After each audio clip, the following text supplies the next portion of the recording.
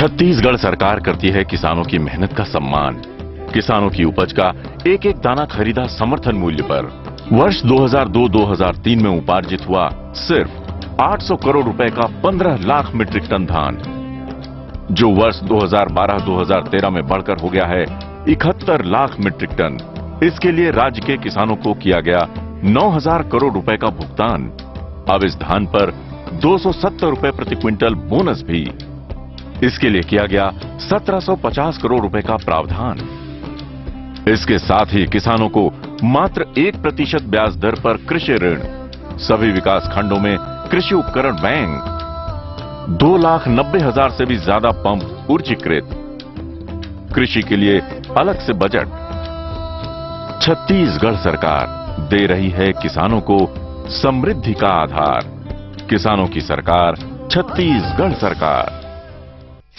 खबरों की भीड़ में ईमानदार खबर, जमीनी हकीकत से खोखले दावों तक, मुद्दों से सच निकालने की कोशिश, तस्वीर का हर पहलू, दावे, मुद्दे और सियासत। हर मुद्दे को परखते हैं, करते हैं फैसला सच और झूठ का।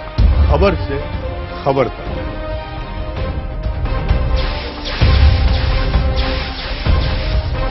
खबर भारती, सरोकार आपसे।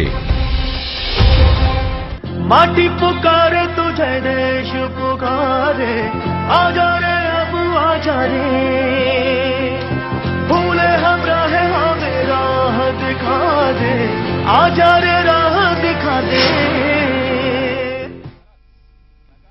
ब्रेक के बाद आपका बहुत स्वागत है राजनीति लाइव में। चर्चा लगातार जारी है और सवाल यही कि गांधी की विचारधारा को लगातार जुबानी तौर पर कहने से, गांधी को विचारों में याद करने से क्या देश की स्थिति बदल पाई है? क्यों इसी देश के लोगों को सामने आना पड़ता है सत्याग्रह के साथ, और मौजूद दौर का जो सत्याग्रह है वो किस स्थिति में खड़ा हो जाता है और उस दौर का सत्याग्रह था? चर्चा करेंगे। लगातार मेरे साथ मेहमान बने हुए हैं। भोपाल से हैं उमाशंकर गुप्ता जी, मध्य प्रदेश शासन के गृह मंत्री हैं। प्रज्ञान भट्टाचार्य जी हैं, संपादक खबर भारती। विमल भाई जी, जाने माने गांधीवादी चिंतक। आम आदमी पार्टी के नागेंद्र शुक्ला जी हैं। के मिश्रा जी भी मेरे साथ बने हुए हैं। जल्दी से मैं उमाशंकर गुप्ता जी का रुख करूंगा। उमाशंकर गुप्ता जी, आप बात करते हैं कि सत्याग्रह करने के लिए लोगों को आना पड़ता है। अगर मैं प्रदेश की बात भी करूं, लेकिन आप क्या कहेंगे? प्रदेश में लोग सत्याग्रह करते हैं, लाठियां भी खाते हैं, तो वास्तव में गांधी की राह पर चलने वालों को लाठियां क्यों? नहीं, देखिए, मुझे लगता है कि थोड़ा हमें पीछे जाना पड़ेगा।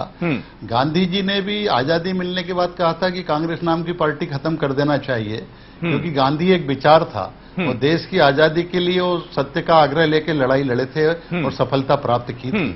आज राजनीतिक दल चुनाव लड़ते हैं, जनता के सामने विकल्प रहता है चुनाव में। गुलामी के दिनों में कोई विकल्प नहीं था किसी पार्टी की नीतियों के खिलाफ अपना मत किसी सरकार के देने के खिलाफ। आज अगर जो राजनीतिक पार्टियां कोई कमिटमेंट करके जनता से सरकार का विश्वास प्राप्त करती है, उन कमिटमेंट्स को पूरा करने पर उसको बहुमत मिलता है और उन कमिटमेंट्स को पूरा करने के लिए कुछ काम उनको करना पड़ते हैं। ऐसे में अगर किसी योजना का विरोध कुछ लोग करते हैं, अब वो सत्याग्रह उसको नाम दे लीजिए, कुछ कह लीजिए, अब एक तरफ दो पक्ष खड़े हुए हैं, कौन सा सत्य का आग्रह माना जाए, ये भी राजनीतिक पार्टियों की, सरकारों की मजबूरी होती है। और इसलिए मुझे जो लगता है कि आप देखेंगे, अन्ना ने भी जब आंदोलन शुरू किया और उसके बाद अरविंद केजरीवाल राजनीतिक पार्टी बना के हुए, तो उन्होंने भी अपने आप को अलग कर लिया, क्योंकि एक राजनीतिक मंच एक अलग प्रकार की स्थिति हो जाती है और एक गांधीवादी विचार के साथ सत्य का आग्रह करना एक अलग बात हो जाती है। कई बार आंदोलन जब होते हैं उसमें राजनीतिक स्वार्थ भी घुस जाते हैं और रूलिंग पार्टी की सरकार के खिलाफ एक माध्यम बना लिया जाता है उसके खिलाफ वातावरण बनाने का। इन सारे बातों के परिप्रेक्ष्य में हमें विचार करना पड़ेगा। जैसे अभी कहा जा रहा था कि मध्य प्रदेश में भी जल सत्याग्रह हुआ। मुझे याद है कि विधानसभा चल रही थी, तो भी उसके बीच में माननीय मुख्यमंत्री जी ने हमारे वरिष्ठ मंत्री कैलाश विजयवर्गीय जी को तत्काल चर्चा के लिए भेजा गया। उस योजना को रोका गया, उनसे चर्चा की गई, उसके विकल्प ढूंढने की कोशिश की गई। तो मैं ऐसा नहीं मानता कि कोई सत्याग्रह हो, आंदोलन हो, तो यहां मध्य प्रदेश में उस पर सरकार गंभीरता से बात नहीं करती है। लेकिन जो ओवरऑल प्रदेश का मत है, लोगों का मत है, आवश्यकता है, विकास के लिए भी जो बातें जरूरी है उस पर कई बार निर्णय करना पड़ता है और सभी बातें कई बार नहीं मानी जा सकती। नहीं, इस वर्ष लेकिन ये आप जो बात कर रहे हो उमाशंकर जी, मैं उमाशंकर जी से पूछ सकता हूं कुछ?